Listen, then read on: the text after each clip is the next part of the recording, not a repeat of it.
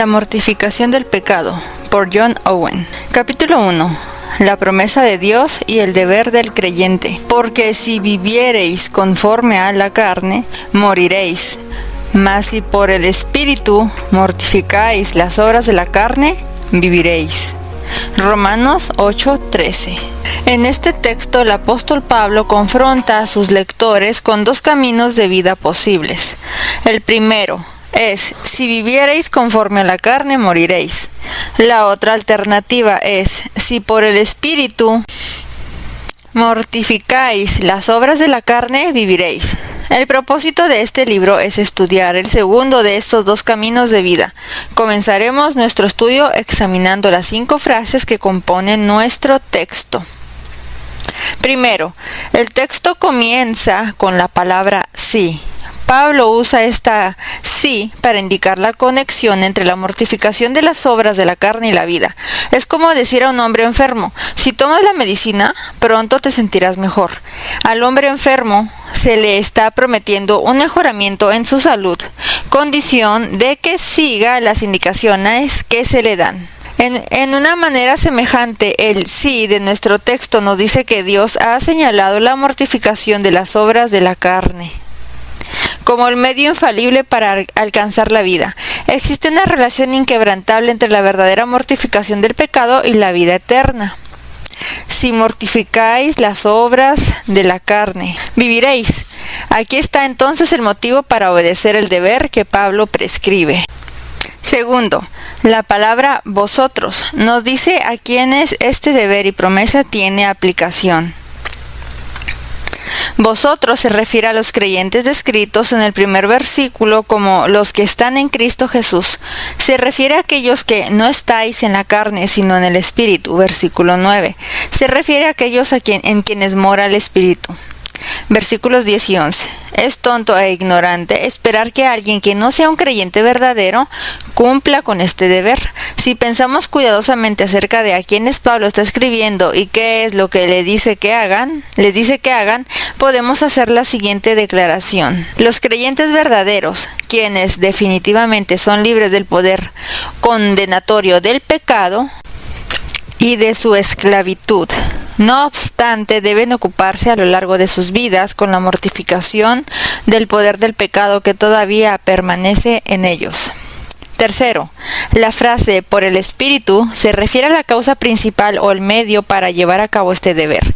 El Espíritu mencionado aquí es el mismo que se menciona en el versículo 11, es decir, el Espíritu Santo.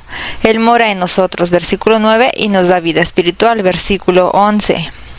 Él es el espíritu de adopción, versículo 15, y nos ayuda en nuestra debilidad, versículo 26. Todos los demás métodos para mortificar el pecado son inútiles. Muchas personas pudieran intentar esta obra usando otros medios. Ve Romanos 9:30 al 32. Siempre han existido personas que lo han intentado y siempre las habrá. Pero Pablo dice: esta es la obra del Espíritu, y solamente Él lo puede hacer. Mortificar el pecado en base a los esfuerzos humanos, en conformidad con sus propias ideas, conduce a la justicia propia. Esta es la esencia de toda religión falsa. Nota del editor.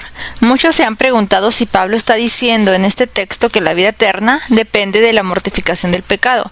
La respuesta es que sí y que no.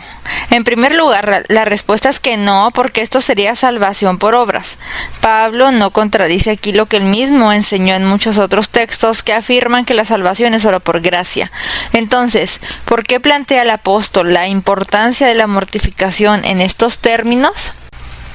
O en otras palabras, ¿en cuál sentido podemos contestar sí a esta pregunta? Daremos 3 respuestas. Primero, porque todos aquellos que viven conforme a la carne no son realmente creyentes. Los creyentes verdaderos ya no están bajo el dominio y el control del pecado, la carne, y el apóstol afirmó este punto en los versículos anteriores. Ve a Romanos 8:8 y 9. Las características de aquellos que están en la carne indican claramente que son personas no regeneradas. Estas características son mencionadas en los versículos 5 a 7 de este mismo capítulo e incluyen la enemistad contra Dios, el rechazo de la ley de Dios, el deseo de vivir separados de Dios y el deseo dominante de agradar su naturaleza carnal, en lugar de agradar a Dios. Es debido a esto que tenemos que afirmar que todos los supuestos creyentes carnales son en realidad personas inconversas que irán al infierno. Segundo, cuando Pablo dice, si viviereis conforme a la carne, moriréis, está haciendo una declaración general. Esto es como si dijera, todos aquellos que meten su dedo al fuego serán quemados. Todos aquellos que continúan viviendo bajo el control y el dominio de la carne, el pecado o su naturaleza pecaminosa, morirán eternamente porque pertenecen a la esfera de los muertos. Tercero, cuando el apóstol dice, si por el Espíritu mortificáis las obras de la carne, viviréis, simplemente está hablando de la salvación del pecado en términos más completos, es decir, el propósito de Dios en la salvación de los pecadores es para que sean santos y sin mancha. Esta santificación es esencial como preparación para vivir en la presencia gloriosa de Dios. Perseguid la santidad sin la cual nadie verá al Señor. Hebreos 12:14. La mortificación del pecado es una parte esencial en este proceso de santificación. Si no estamos siendo santificados por Dios, pues no vamos en camino a la gloria. Así que la mortificación es simplemente una etapa en el plan de Dios para sus hijos.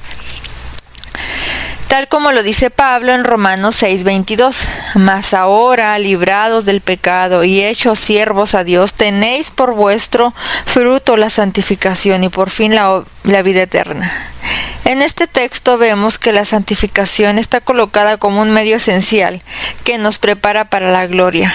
Este proceso comienza con la liberación del dominio del pecado. Este punto es enfatizado en los versículos 2, 6, 14, 17 y 18 de Romanos capítulo 6. Entonces, si no hemos experimentado primeramente esta liberación, la cual inicia el proceso de mortificación del pecado, esto quiere decir que no tenemos vida espiritual y lo primero que deberíamos buscar en la mortificación del pecado es la conversión.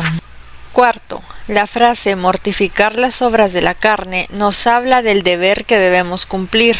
Consideraremos esta frase haciendo y contestando 3 preguntas.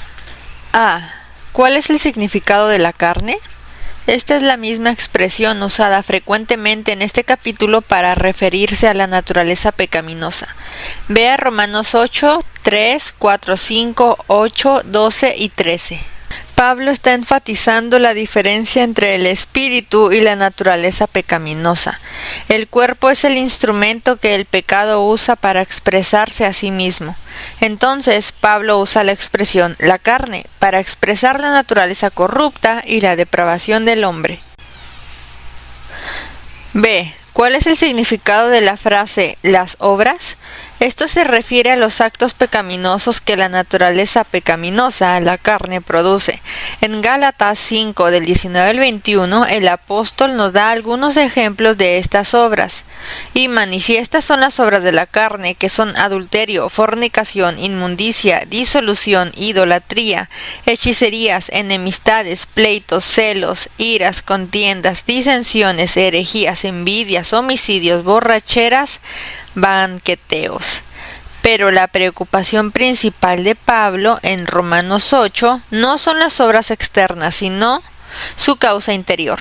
Es el deseo pecaminoso no controlado lo que produce tales obras y lo que necesita ser radicalmente tratado. C. ¿Cuál es el significado de mortificar? ¿Hacer morir o amortiguar? Este es un lenguaje figurado. Imagine que se mata a un animal. Matar un animal significa quitar su fuerza, poder y vida para que ya no pueda actuar y hacer lo que quiere. Esta es la figura que está en mente aquí. La naturaleza pecaminosa o el pecado que todavía mora en nosotros es comparada con una persona, el viejo hombre, con sus recursos, habilidades, sabiduría, maquinaciones, fuerza, etc. Pablo dice que esto es lo que debemos matar.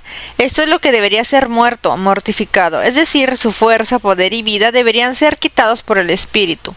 En un sentido, la mortificación del pecado es un evento que ya ha ocurrido. La Escritura dice que el viejo hombre ha sido crucificado en Cristo. Romanos 6:6. Morimos con Cristo, dice Romanos 6:8. Vea también Gálatas 5:24. Esto ocurrió en el momento cuando nacimos de nuevo. Romanos 6, del versículo 3 al 8. Sin embargo, cada creyente tiene todavía los remanentes de la naturaleza pecaminosa que buscarán continuamente expresarse. Es el deber de cada creyente hacer morir los remanentes de esta naturaleza pecaminosa. Esto debe ser hecho continuamente para que los deseos de la naturaleza pecaminosa no sean satisfechos. Vea Gálatas 5:16. Finalmente, la frase viviréis es una promesa dada a los creyentes para animarlos a cumplir su deber. La vida prometida es lo opuesto de la muerte con que se amenaza previamente. Si viviereis conforme a la carne, moriréis. Vea también Gálatas 6:8. Quizás el apóstol tiene en mente tanto la vida espiritual en Cristo como la vida eterna. Todos los creyentes verdaderos ya tienen esta vida espiritual, pero pueden perder el gozo, el consuelo y la fortaleza que esta vida les proporciona. En un contexto diferente, el apóstol Pablo escribió: porque ahora vivimos, si vosotros estáis firmes en el Señor. Primera de Tesalonicenses 3:8. En otras palabras, ahora mi vida será buena y tendré gozo y consuelo en esta vida. En una forma semejante al apóstol, el apóstol está diciendo aquí: usted vivirá una vida espiritual buena, vigorosa y confortable, mientras que esté aquí y recibirá vida eterna en el fin. La fortaleza, poder y disfrute de nuestra vida espiritual depende de la mortificación de las obras de nuestra naturaleza pecaminosa. Nota del editor. El autor usa la frase remanente del pecado o los restos de la naturaleza pecaminosa, que todavía mora en los creyentes, para señalar una distinción importante: el pecado que resta y el que reina. La regeneración asegura que los creyentes no pueden continuar viviendo bajo el control del pecado, pero no significa la aniquilación o la destrucción de las raíces del pecado en su corazón. La regeneración no aniquila el pecado, sino produce un cambio de nuestra relación con todo pecado. El apóstol Pablo es un ejemplo de esta realidad. Vemos en su vida que algunos pecados fueron mortificados en el momento de su nacimiento nuevo. Por ejemplo, su odio hacia los gentiles y cristianos. Otros pecados fueron debilitados por la regeneración. Vea Romanos 7 del 15 al 25, y algunos permanecieron con mucha fortaleza. Vea en 2 de Corintios 12 del 7 al 10. Su lucha continua contra el orgullo.